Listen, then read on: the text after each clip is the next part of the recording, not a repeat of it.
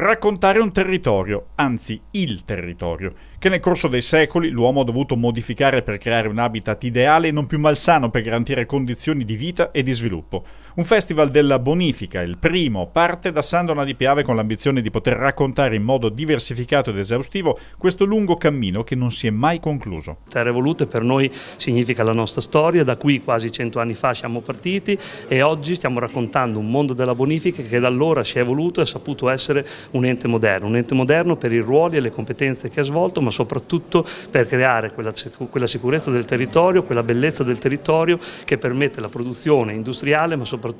una produzione agroalimentare che c'è invidiata nel mondo e che è prima al mondo per qualità e salubrità. 4 giorni di eventi estremamente diversificati, dagli spettacoli musicali e teatrali con nomi di spicco come Antonio Pennacchi, Mario Tozzi, Luca Mercalli e la banda Osiris, a convegni, incontri, mostre e mercatini. Decine di esperti a relazionare almeno 500 studenti provenienti da tutto il Veneto a seguire le lezioni che spiegano l'evoluzione del territorio attraverso l'attività messa in atto negli anni degli 11 consorzi di bonifica veneti. Da un punto di vista scientifico, con la partecipazione dell'Università di Padova, ma anche di tutti gli esperti dei consorzi di bonifica, vogliamo cercare di capire come oggi si può rigenerare il territorio, si può ricostruire una città diversa, una realtà urbana che appunto dialoghi molto di più con il territorio che la ospita e nello stesso tempo coinvolgere però anche tutta la cittadinanza, le persone che davvero quotidianamente vivono su territori che sono artificiali, che in realtà non esisterebbero, perché se noi spegnessimo le idrovore tutte queste terre verrebbero di nuovo sommerse. Quindi la gente deve capire anche questo, no? Deve capire che il mantenimento di questa realtà è un'opera che si svolge quotidianamente e quindi avere rispetto di chi vi lavora, ma